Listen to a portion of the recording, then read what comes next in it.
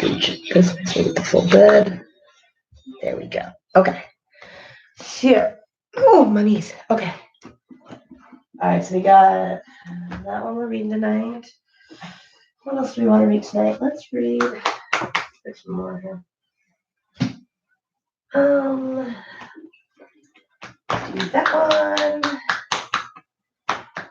And I really need to get how Jasmine say goodnight. I really feel like we had that at one point, and I don't know what happened to it. I love that one. That one's a good one.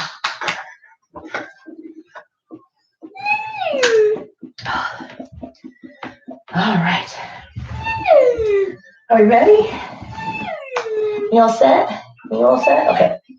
Great. All right. Here we go. Whew. Here we are. All right. Hello, everyone. Tonight, aren't you just precious and being good and laying there? That's a good girl.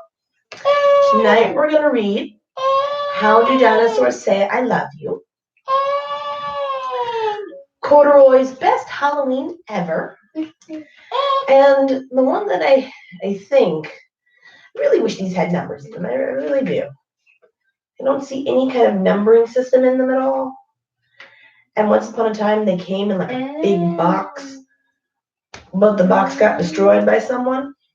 And so I just kind of have to guess. So we're going to read Jesus the Miracle Worker for tonight. Capital L. Okay. So, Dolly, which one of these do you want to read? Dolly, which one do you want to read? Jesus the Miracle Worker? All right.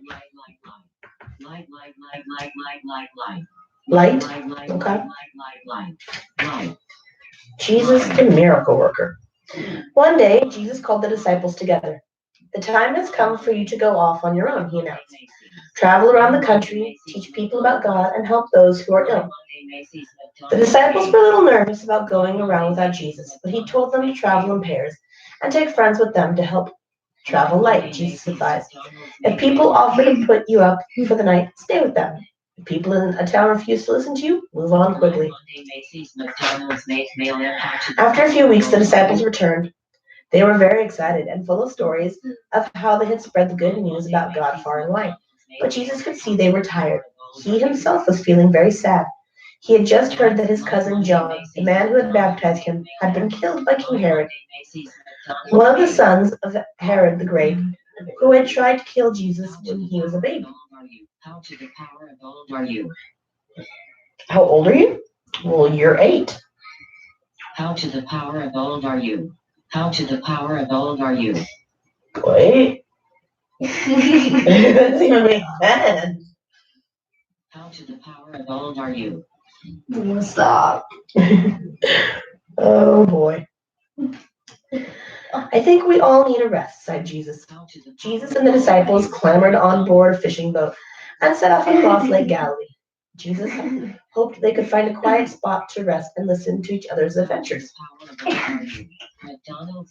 But it was never easy for Jesus to get away from people. They heard of what he was doing, and thousands ran round the shore of the lake to meet him when he landed. When the boat arrived, the disciples saw that the spot Jesus had chosen was packed.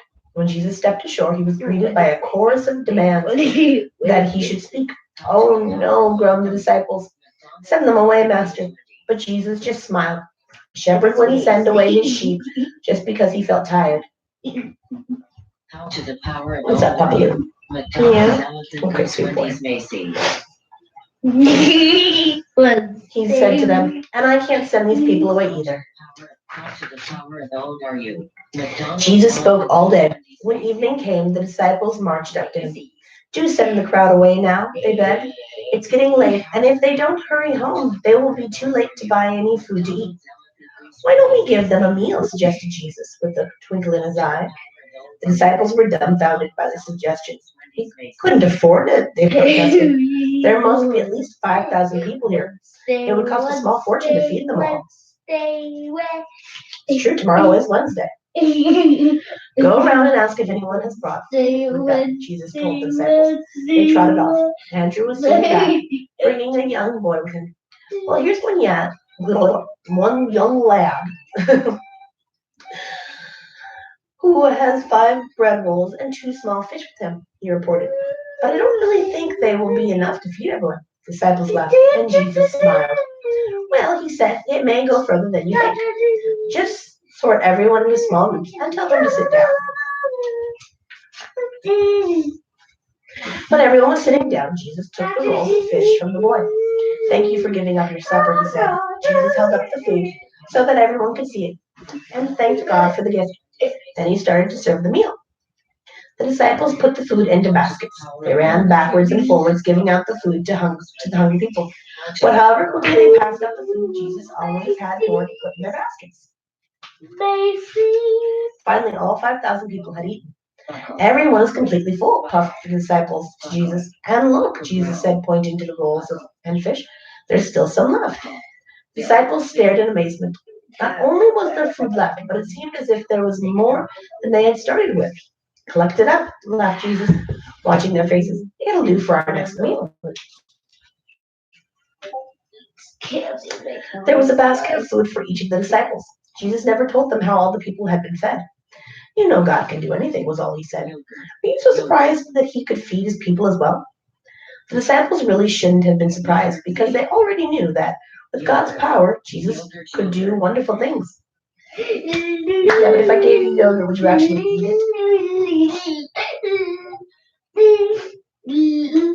Organizing the biggest picnic in the world was just one of the many miracles he did. After the meal was over, Jesus went off to spend the night by himself. He often did this so he could be quiet and pray. He wasn't really alone, of course, because he knew that God, his Father, was always close by. Meanwhile, the disciples climbed on board the boat again and set off to row back across the lake. It wasn't long before they were in trouble. What are you doing, crazy boy? You're okay, puppy. Thank you for picking them up. It's very nice of you. Can you get my water too? Thanks, kiddo. Aren't you a good little helper? Get back in bed now. Hey. It's still bedtime, sweet pea. Come on. There you go. Get back in bed. Hey. Guess what I'm gonna say? Thank you. Yeah, close by. Meanwhile, the disciples climbed on board the boat again and set off to row back across the lake. It wasn't long before they were in trouble. Get back in bed, please. The wind started to blow hard, whipping up the waves. Soon the disciples were battling against a storm. They rowed and rowed, but they were getting nowhere. They began to get really frightened. You coming over here? Come on, baby. Oh, my sweet boy. Oh, gosh. Oh, boy. Hey. Okay. Wow. Over here. Clowns. Yeah, well. Mommy does not like clowns. Clowns. So clowns aren't happening. Clowns. Then the disciples saw something which really scared them. In the distance, a shadowy figure was walking across the water towards them. It's a ghost, they cried. Then they heard a familiar voice over the howl of the wind. Don't be afraid, called Jesus. It's me. Clowns. You could use a good nose wiping, my friend. Yeah. Okay. Into bed, come on. 1, 2, 3. McDonald's. Yeah. The disciples couldn't believe their eyes. If it's really you, call to me. Call me to you, shouted Peter, braver than the rest. Come on then, called Jesus. Gingerly, Peter climbed out of the boat. He hung on for dear life, but to his amazement, he found he could stand on the water without sinking. He let go of the side of the boat and began to walk across the waves toward Jesus. At first, he was too surprised to be frightened, But as he got near to Jesus, he suddenly realized what he was doing. He looked down and saw the gray water frothing around his feet. He began to panic, and to his horror, he started to sink. "Help me, Lord," he cried. Jesus took a few steps forward and gripped Peter's hand.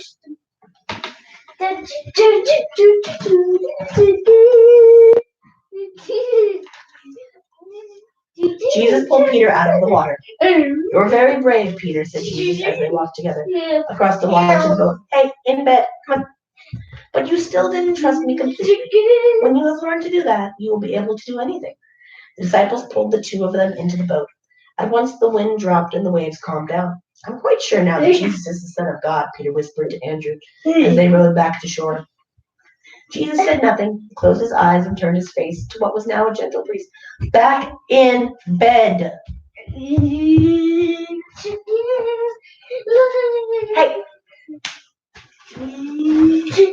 you're filling that punch part up. Okay, I don't like it. And you're just sassy. Lay down. Athena, lay down. Lay down. Athena, lay down. Good girl. You, leave her snout alone. Alessandra, I don't like that. In bed. I don't want your feet touching the floor, okay? Stay in bed.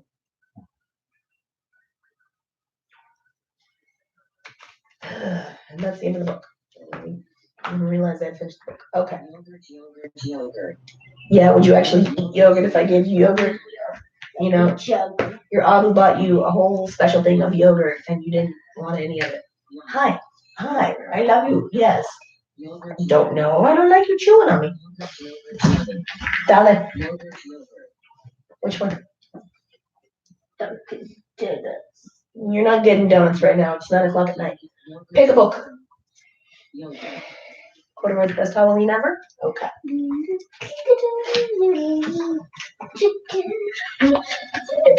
Ahem. In bed. Come on.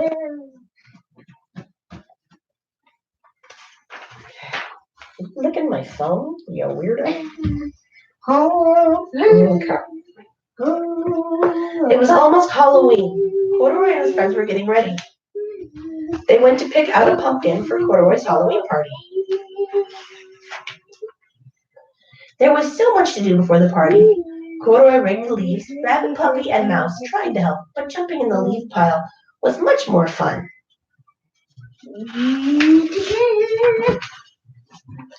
Corduroy and his friends helped Mrs. Pig decorate her store windows. She thanked them with a hot, delicious pumpkin pie. Yum.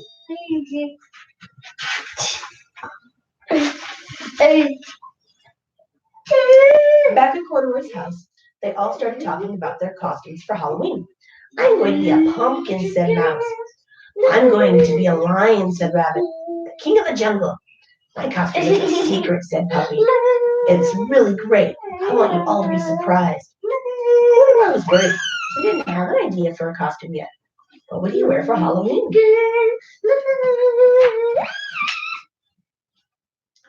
Later, while Corduroy was shopping for his party, he spotted a whole bunch of costumes. Finding a costume would be easy with all these choices. Corduroy tried on the lion costume. Rawr. He looked ferocious. But then he remembered that Rabbit was dressing up as a lion. He tried on the pumpkin costume. It fit perfectly. But oops, didn't Mouse say he was going as a pumpkin? I know, thought Corduroy.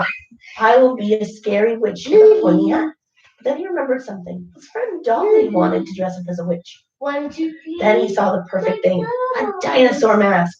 Wow, thought Corduroy. I can make a great costume to go with that mask. Corduroy went home to work on his costume. He found an old pair of green pajamas and some scraps of fabric. He cut, he glued, he even sewed. Finally, he was finished.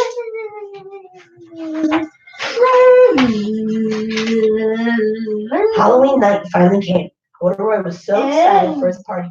Ding dong, the doorbell rang. Who could it be? The party wasn't supposed to start for another hour. Corduroy opened the door. Puppy looked very sad. Corduroy, I had the best costume and it fell apart. It's all in pieces. What should I do? Corduroy thought about it. He loved his costume, but Puppy was so sad. And Corduroy knew that friends were more important than costumes. It's okay, Puppy. I have a costume you can wear. Really, said Puppy. But Corduroy, what will you wear? Don't worry, I have an idea, said Corduroy. But he didn't, really. What would he wear? Alessandra, do you really want Doritos? If you really want Doritos, go get a bag and I will open it. Okay? Go get a bag and I'll open it. That's right. If you go get a bag of Doritos, I will open it and you can eat it. Okay? We'll wait. I'm not going to get the bag. You go get the bag if you want a Dorito. Okay? If you want Doritos, go get a bag. We'll wait. But be careful behind you. You don't want Doritos? Okay. Then get into bed. Get into bed, please. Thank you. Corduroy thought and thought. He thought all through the party. It was a really fun party, too. They bobbed for apples and carved jack-o'-lanterns and ate cookies and punch.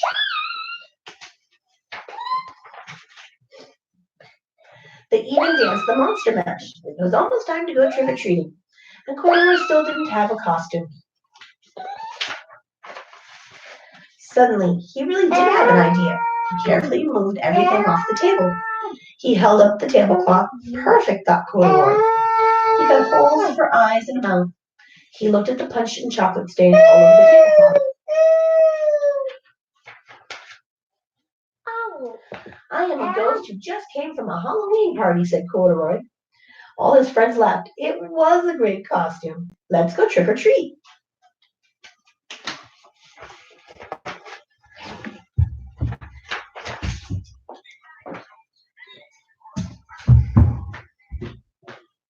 Excuse me. Alessandra. Hey. Dale. Which was right? Dale. D'Alessandro. In bed, please. Come on. Everybody loved Corduroy's costume. What a creative idea, they said. Corduroy felt proud, and Puppy loved his dinosaur costume. Everyone was happy. It was the best Halloween ever. How do dinosaurs say I love you? We're almost done. Home stretch.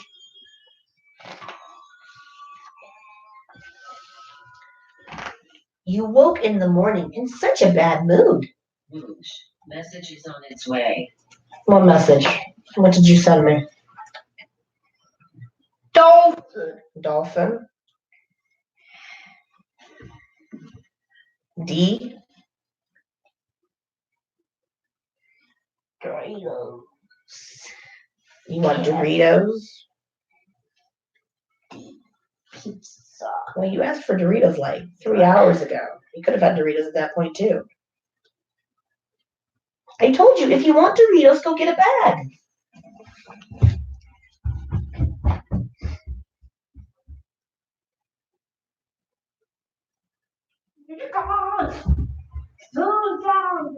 No, Sandra, either go get Doritos or come lay in bed.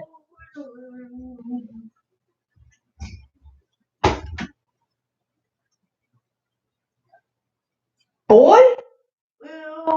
Okay, in bed. No Doritos. That was your last chance to get Doritos. Get in bed.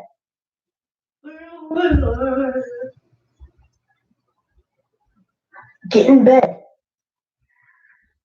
You're really pushing the boundaries, and I don't like it.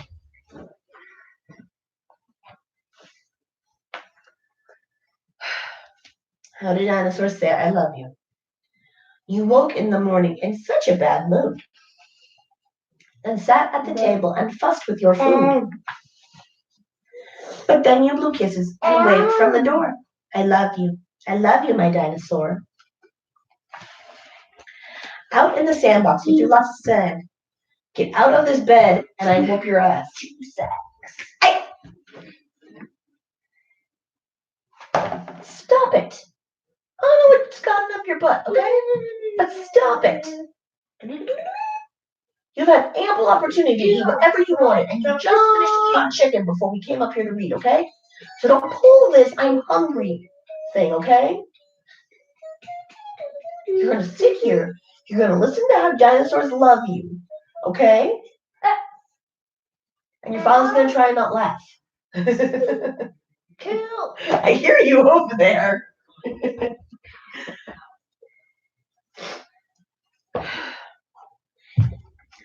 Out in the sandbox, you threw lots of sand. You ran from my slide. You ran from the slide after slapping my hand.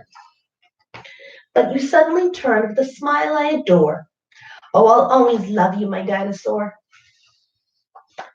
You moped through your nap time and slept not a wink.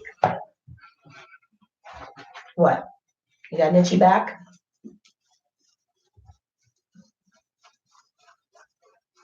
Okay. You flooded the house when you played in the sink. But you got up the mop and then cleaned up the floor. I love you so much, little dinosaur. Off in the car, you kept kicking my seat. And when we got out, you were dragging your feet. But you held my hand tight when we walked in the store. I'll love you forever, my dinosaur. Dinner disaster! You made such a mess. Would you stay up past bedtime? The answer was yes. But when you smile sweetly and hold back your roar, when you kiss me and hug me once, twice, even more, that's when you give love. And I know this is true, because that's how a dinosaur says, I love you. All right, we're done. Ball buster. That's what you are. Okay, now.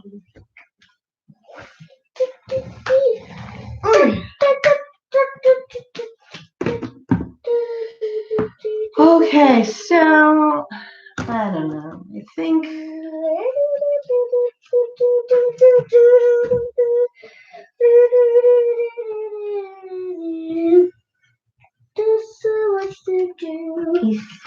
we're gonna read next